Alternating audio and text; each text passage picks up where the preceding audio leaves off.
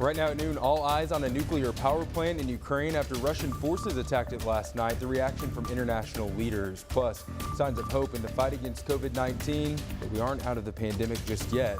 The steps doctors encourage for even more progress. And the Little Rock Marathon is back for its 20th year. A look at road closures and what drivers need to know. I'm Michael Laird. Thanks for joining us on this beautiful Friday afternoon. Meteorologist Corrales Ortiz is over in the Weather Center with a look at some changes arriving in time for the weekend. Those runners need to maybe watch out for a little bit of rain, maybe even some storms, right?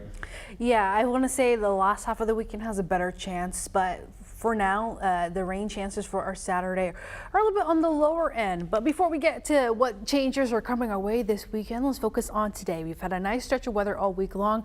The live look right now, visible satellite and current temperatures, we're sitting in the 70s and 60s. We weren't warming up as fast as what we saw yesterday, I feel, because we have some higher clouds kind of building in, filtering in some of that sunshine. Nonetheless, it's still going to be an unseasonably warm day, slightly cooler to our north, probably due to the thicker cloud cover there, and a little bit warmer to our south. We'll be anywhere from mid to upper 70s today, a mixture of some sun and clouds, still very much feeling like spring. Looking at our Little Rock Marathon weekend, will be mostly cloudy and for the most part dry, dodging a stray shower or two Saturday for much of the day. And as you get to Sunday though, our rain chances increase a lot more, and we do have the potential for, again, some storms in our forecast. I'll have a better timeline on when we can expect that and what else is in store next week coming up. All right, Corrales, new at noon, the North Little Rock School District has lifted its mask requirement. Face coverings are now optional for students and staff. This comes after the Bryant School District ended its mask mandate earlier this year. Meanwhile, the Little Rock and Pulaski County Special School Districts still require masks on their campuses. Now to signs of hope in the fight against COVID-19. Let's start a look at where we were a month ago. Active cases sat right below 50,000 with COVID hospitalizations at around 1,600. That was a record. Fast forward to today, our active cases have seen a 91% drop all the way down to just 4,100. Hospitalizations are down to 410. That's a fourth of what we saw a month ago. These numbers are giving doctors hope, but we aren't out of the pandemic just yet. THV 11's Ashley Godwin tells us what could get us to the end. Doctors can't predict the future, so we don't know if we will have more COVID-19 surges or not, but they are hopeful the worst is over.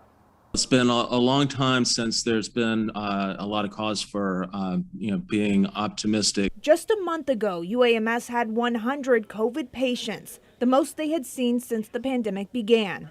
Now they're down to 26. For the next several weeks at least, we anticipate that things will look even better. We aren't out of the woods just yet, but Dr. Patterson says we are on the right track. We're not at the endemic stage, but I think the Centers for Disease Control is setting the stage for that transition.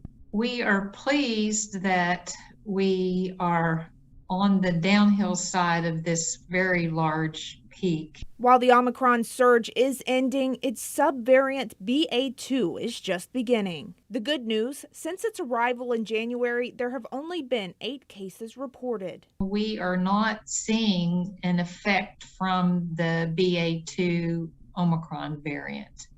Overall, cases are going down. Hospitalizations are going down. Which is giving hope to the experts that we may soon see a more normal way of life again. But I'm just really happy for people because now they can, in a sense, get on with their lives and spend some time catching up with the things that they got behind on. In Little Rock, Ashley Godwin, THV 11 News.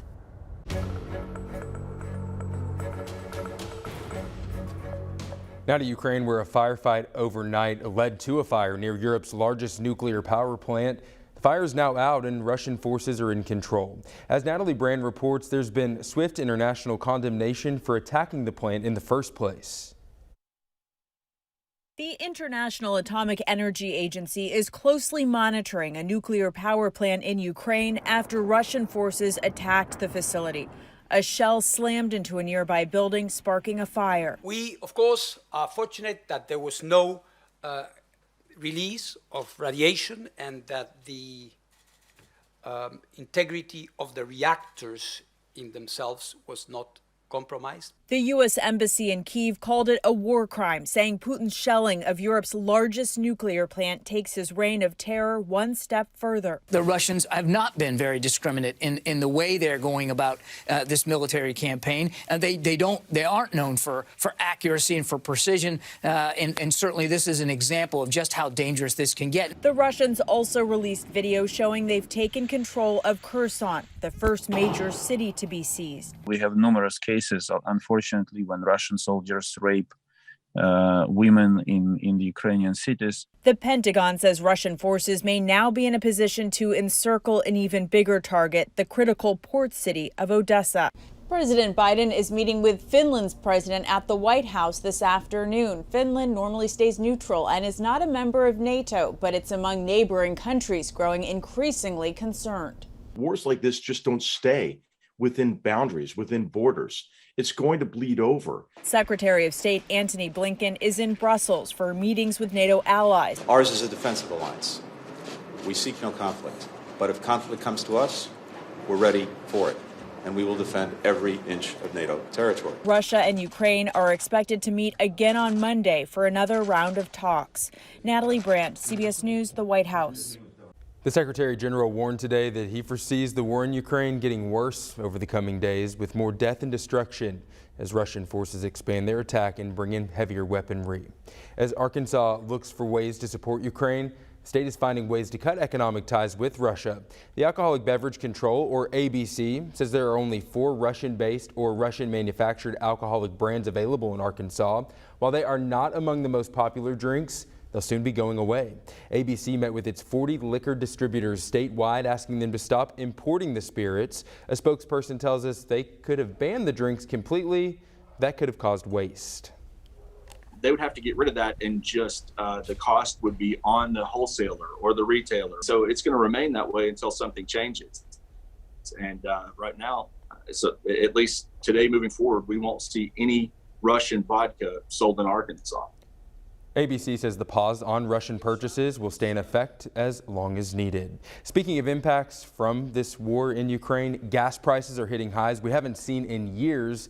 Now there are claims that the U.S. is dealing with a fuel shortage, but is that true? We verify right here at 12:17. Well, it is officially the 20th annual Little Rock Marathon weekend.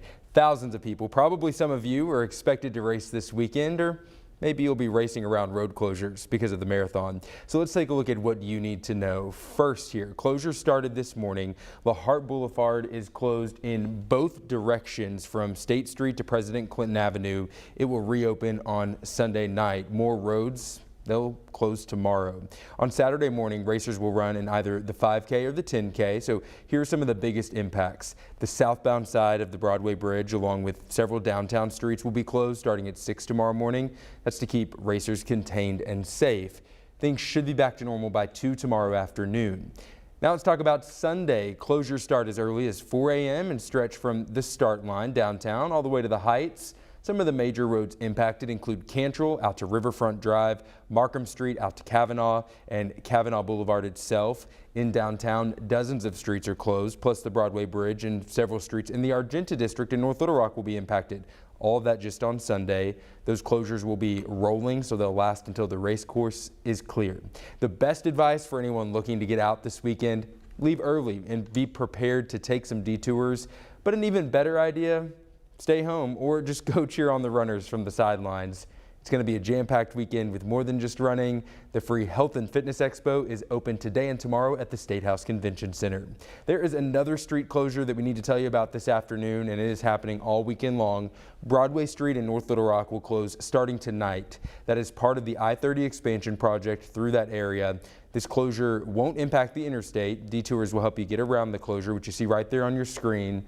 RDOT says Broadway will reopen by Monday morning. Mobile sports betting is now officially legal in Arkansas, but if you went to download one of the new apps, you may be disappointed today. We look at why those apps aren't ready and when you could make your bet from the couch next. Corrales. I know we've had a really nice last few days weather-wise, but I consider this the spring of deception just because things will quickly, I want to say, go back to more average temperatures. A lot cooler trend for us next week. I'll talk about that and our chance for some active weather this weekend coming up.